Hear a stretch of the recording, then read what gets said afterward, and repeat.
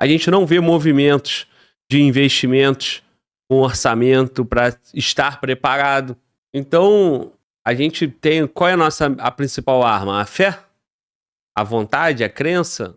Aquela questão que jamais dois países nucleares vão ter um conflito. Aí nós chegamos agora a Índia e Paquistão tendo um conflito. Quando você coloca ali Rússia e Ucrânia, as pessoas ainda questionavam, olha, só aconteceu porque a Ucrânia entregou as armas. As armas da antiga União Soviética ficaram com a Rússia. Se a Ucrânia tivesse arma nuclear, a Rússia jamais teria invadido a Ucrânia. Beleza. Agora nós tivemos o problema em Israel. Só que Israel oficialmente não tem arma nuclear. Né? Não diz que sim, também não diz que não. Entendemos que tem. E tem capacidade de fazer, né? E tem capacidade de fazer. Agora, fato, Índia e Paquistão, os dois são países nucleares. Como é que fica o conflito entre eles? Eu já te peço até para você falar, contextualizar a gente, passar o conhecimento aí sobre esses dois países e a gente continuar avançando aí nesse tema do mundo quente, do mundo confuso. E aí nós vamos navegar nesse assunto até chegar no Brasil, por favor. Bom, vamos lá. Índia e Paquistão estão ali na área do Oriente, então são culturas assim muito diferentes da nossa, daqui até do mundo ocidental. Eles têm uma maneira de pensar completamente diferente, tá? Até a gente brinca, às vezes a gente vê alguma coisa acontecendo lá na guerra da Rússia com a Ucrânia e a gente comenta, né, o russo sendo russo, ou seja, o russo na cultura dele, trabalhando do jeito da cultura dele. Então a mesma coisa acontece agora entre Índia e Paquistão. Teoricamente, o uso de uma arma nuclear, ela depende de uma liberdade de manobra. Ou seja, ela precisa que o país tenha uma liberdade política que nenhum dos dois países tem, né? O Paquistão agora foi atacado pela Índia. A Índia foi que tomou a iniciativa. Então, a princípio, todo mundo vai querer defender o que foi atacado. Mas a Índia tem bomba nuclear. O Paquistão também. Então, eu acho assim, fica aquelas ameaças de um lado para o outro, mas eu acho difícil deles utilizarem um artefato desse, porque isso aí teria consequências muito graves para a humanidade como um todo, né? Principalmente se outros atores entrarem em lados opostos. Então, você tem a China, você tem a Coreia do Norte lá por perto, você tem a Rússia, os Estados Unidos, que tem e se esforça para ter um alcance global, né? Ter um domínio de todos os teatros de operação de operações que a gente normalmente fala. Então, assim, é muito complicado agora ainda, porque a coisa faz questão de 1 ou 2 dias, então as repercussões ainda estão no calor do que aconteceu, mas a gente vai ter que esperar um pouquinho para ver. Hoje, por exemplo, a gente consegue falar da guerra da Rússia e da Ucrânia com um pouco mais de tranquilidade, ou com um pouco mais de previsibilidade. Mas ali, Índia e Paquistão, realmente a gente vai ver qual vai ser a praia que eles vão se entender logo, não vão se entender, como é que a coisa vai ficar. É um negócio complicado ali. Mas por outro lado, quando a gente olha por elemento de dissuasão, que seria ali, o país nuclear, ele tem a principal vantagem de ter o elemento, né, dissuasório. Se ele tem e ainda ser atacado por um outro que tem também, como é que fica essa equação aí, né, cara? Pois enfim, se ele tem, né, e é atacado por um que não tem, esse que não tem está na desvantagem. Tá tudo bem. Mas os dois tendo, eu acho que nenhum dos dois vai ter liberdade para fazer a utilização de um artefato desse. Tá? Pelo menos não vai ter o aval de Estados Unidos, de China, de Rússia, de jeito nenhum. Nenhum desses grandes vão dar aval para um desses. Porque provavelmente, se um país desse for usar, ele vai pedir o aval dos outros. Ele vai pedir o aval de alguém. Eu acho muito difícil ser dado esse aval. Agora, a coisa complica se houver o aval dos dois lados com dois atores diferentes. Aí, realmente, aí nós estamos partindo já para a Terceira Guerra Mundial mesmo. Tá? Porque ali você tem a China, de uma certa forma, né, posicionada ali para o Paquistão, com um desentendimento histórico com a Índia, e os Estados Unidos com uma boa relação, né? Apesar de China e Índia, os dois países têm uma relevância ali econômica, estão dentro do polo dos BRICS, né? Então, como é que fica essa equação, ainda que não se use o armamento nuclear, mas se ali entra no ambiente de uma guerra quente convencional, tendo mais uma vez, de um lado a China, do outro lado os Estados Unidos. Porque é mais uma frente, né? Já tem Europa, já tem Israel, de uma ponta tem Irã, e Irã com aproximação com Rússia, com China, Estados Unidos com Israel, aí chega lá agora no Paquistão, os mesmos elementos estão lá. A coisa, vamos dizer assim, vagarosamente a coisa está se alastrando. Tá? Parece que o mundo enlouqueceu, né? E considerando essa capacidade bélica dos países, né, ou essa possibilidade de uso de um artefato nuclear, nós estamos meio que dançando na beirada do vulcão, né? O vulcão pressa a explodir e nós estamos lá dançando, feliz da vida e achando que está tudo bem. Então, eu acho que seria interessante, apesar de que é um sonho e que a gente não tem domínio disso, mas seria interessante que os governantes pensassem um pouco mais para evitar a perda excessiva de vidas humanas e até de causar uma tragédia mundial. Tá? Hoje em dia, você detonar um artefato nuclear, você vê o trabalho que deu Fukushima, que foi um acidente, o trabalho que deu Chernobyl, que também foi um acidente, entre aspas, ainda provocado por, vamos dizer, um desleixo, ou uma falha técnica muito forte, então tem a mão humana aí, e até hoje tem repercussão. Nesses dois episódios aí de usina nuclear, nós temos repercussão. E uma bomba nuclear é uma coisa muito mais forte, em termos de estrago, porque ela espalha, né? Bate um vento, carrega os resíduos para um lado e para o outro, e isso vai contaminar muitos locais, muitas coisas. Então, assim, está na hora do pessoal botar a mão na consciência e dar uma baixada, né, nesse momento de loucura da humanidade. Eu acho que a coisa está muito perigosa. Você mesmo já falou aí. Nós temos frente na Europa, frente no Oriente Médio, frente na Ásia. A coisa está realmente muito perigosa. E isso vai repercutir aqui, né? Pois é, e quando eu vejo essas notícias, e aí a gente vai vendo, a gente sempre olha para o Brasil e vai vendo como que o Brasil está encarando, né? Parece que o Brasil não está percebendo nada. A gente não vê a imprensa repercutindo esse olhar preocupante, a gente não vê nem a imprensa, nem muito menos o governo comunicando com a população, como a gente está percebendo na Europa.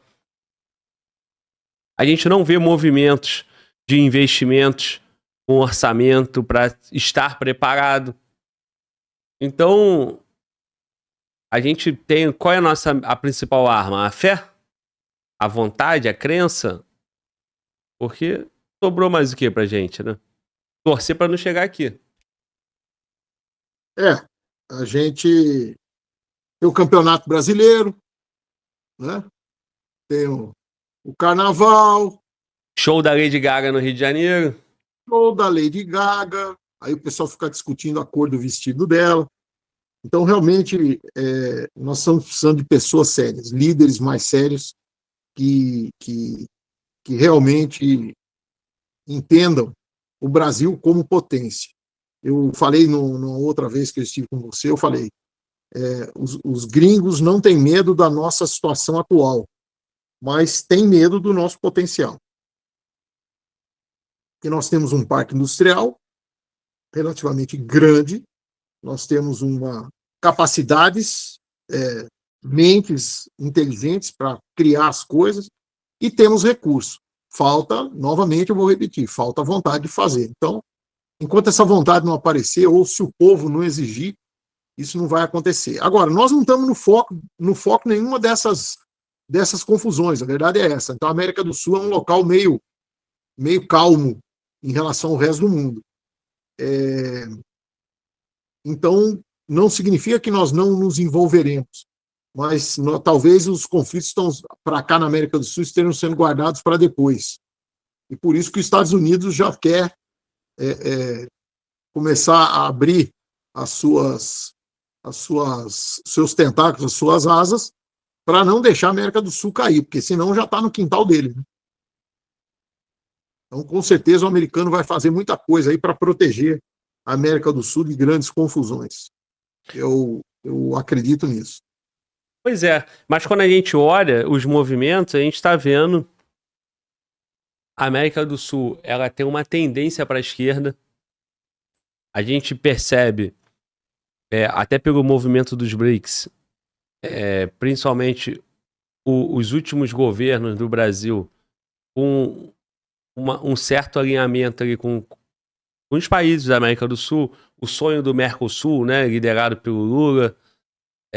Agora nós temos a Venezuela, já era um ponto de alerta com Chaves, com Maduro ainda mais. E com isso, você vê o Maduro sendo, de repente, uma entrada direta da Rússia e China na América do Sul. O Brasil, quando o Brasil veta... Nós temos uma sorte que é o afastamento geográfico. Isso é uma vantagem para a gente. Então, qualquer mobilização de recursos, tanto da China como da Rússia aqui no Brasil, é uma coisa meio relativa, porque é muito longe. Né? Você vê, quando você analisa a Guerra das Malvinas, como é que aconteceu, né? Ali aconteceu uma má interpretação estratégica da Argentina, que achou que a Inglaterra não viria, porque era muito longe. Tá? A Inglaterra se armou, veio, mas em alguns momentos da guerra ali, a Argentina deixou a Inglaterra bem preocupada, porque algumas coisas aconteceram até antes do desembarque, mas ainda na época que as frotas estavam se aproximando, que a Inglaterra perdeu ali alguns navios importantes, quase que perde todo o seu poderio de helicópteros e tal. Isso ia dificultar bastante, ia prolongar muito a guerra. Então, assim, você levar a guerra para um outro continente não é qualquer um que consegue. E a impressão que eu tenho é que China não tem essa capacidade ainda. Ela está se preparando para ter, mas ainda não tem. Eu tenho um amigo meu que foi oficial da ONU, né, de Força de Paz, lá na África. E ele me contou um episódio interessante, que ele saiu fazer uma patrulha lá, fazer uma averiguação com um coreano, um cara da Coreia do Sul. Ele e o coreano na viatura, os dois desarmados. Sim. E foram para uma aldeia lá. Quando eles pararam ali perto, que o pessoal da aldeia, imagina uma aldeia de africano, aqueles caras grandes pra caramba, entendeu? Quase pelado, cada um com um facão na mão. Quando eles viram, eles saíram correndo para cima deles. Esse amigo meu, ele era capitão, ele falou: não deu tempo nem de voltar para a viatura, só deu tempo de sair correndo pela estrada. E ele correu, e o coreano também, o coreano correndo na frente, né? Uns 500 metros na frente dele. O coreano começou primeiro. E ele falou que ele correu o que deu, e o cara é atleta, né? E depois de um tempo ele caiu de joelho. Ele falou: eu caí de joelho e esperei. Eu falei: pô, agora acabou minha vida aqui. Aí passou aqueles índios, tudo por ele, né? Aqueles caras da aldeia passaram correndo por ele atrás do coreano. Motivo disso? Acharam que ele era chinês. Então, essa história toda ele contou para me dizer o como o chinês é odiado na África. Sim. Pela maneira como ele atua. Onde ele chega é que nem gafanhoto. Então, isso é uma coisa que aqui no Brasil não vai dar muito certo. Né? O nosso povo não vai reagir desse jeito. Então, assim, da China, eu acho que nós estamos bem longe. Não é grande problema. Agora, nós descobrimos aí durante essa confusão da guerra da Ucrânia lá com a Rússia, por exemplo, que nós tínhamos uma tremenda dependência de fertilizantes da Rússia. Até então ninguém sabia disso. Quer dizer, pelo menos a população, nem não tinha repercussão. Né? Então, assim, o que mais que nós estamos dependentes por aí? Esse é o estudo que o governo tem que fazer. Como fazer para diminuir essas dependências? Né? Mas é isso aí. Por enquanto, nós estamos longe. Então, na pergunta que você me fez anteriormente, você falou assim, será que a gente tem tempo? Eu acho que nós temos tempo. Desde que a gente comece a agir, né? Se ficar olhando só, não vai ter tempo, não. Não, a questão é o seguinte, você fala de dependência, né? Quem nós temos dependência? Historicamente, nós temos a dependência dos Estados Unidos. Perfeito. O alinhamento histórico do Brasil é com os Estados Unidos. Porém, a gente percebe um alinhamento de governo mais para a Rússia, para a China, né? Ali para os BRICS, governo atual. Só que é o seguinte, os Estados Unidos, o governo Trump, ele está tendo uma postura não de dependência, né? O que o Brasil tem que fazer é de dependência, mas o Trump tá tendo uma postura de aonde é estratégico pra gente. E aí ele fala, o Panamá é estratégico, o canal do Panamá é estratégico, vamos lá. Groenlândia é estratégico, ele vai lá e flerta lá. O Golfo do México vai mudar de nome. E ele vai falando uma série de coisas e que agora surge uma preocupação do Estados Unidos, governo Trump, entender como estratégico Fernando de Noronha. Se a gente não está preocupado com quem nós temos dependência, talvez nós sejamos estratégicos para uma dessas potências e a gente não vai ter nem muita alternativa, né? A gente não tem nem a capacidade de entender o que é melhor para a gente. Então, eu queria que você falasse sobre Fernando de Noronha, sobre Natal, né? Por conta da herança ali da Segunda Guerra, dos acordos da Segunda Guerra, e o quanto que isso, né? A base aérea de Natal, quanto que isso pode ser estratégico para os Estados Unidos ou até mesmo para a China, né? Então vamos lá. Como eu falei para você, a distância geográfica nossa ali da China e da Rússia é muito grande. Então, para poder chegar até aqui, eles têm que ir fazendo aproximações, certo? Essas aproximações passam por territórios estrangeiros que eles vão ter que fazer acordos e vão ter que se estabelecer. E o americano está fazendo a mesma coisa. Sim. Seja à força, ou através de acordos, ou através de contrapartidas. Então, é uma questão da gente pegar esse limão e fazer uma limonada, né? Tentar ver o que eu preciso em Fernando de Noronha. O que eu preciso na base aérea de Natal. Vamos negociar aí, pô. Certo? Se a gente está negociando com um aliado, com alguém que é culturalmente alinhado com a gente, eu não vejo nenhum problema em fazer isso em prol de melhorar as condições do Brasil, né? Fazer uma contrapartida. Se a coisa é simplesmente toma lá, mas não tem o da cá, aí a coisa não vai dar certo.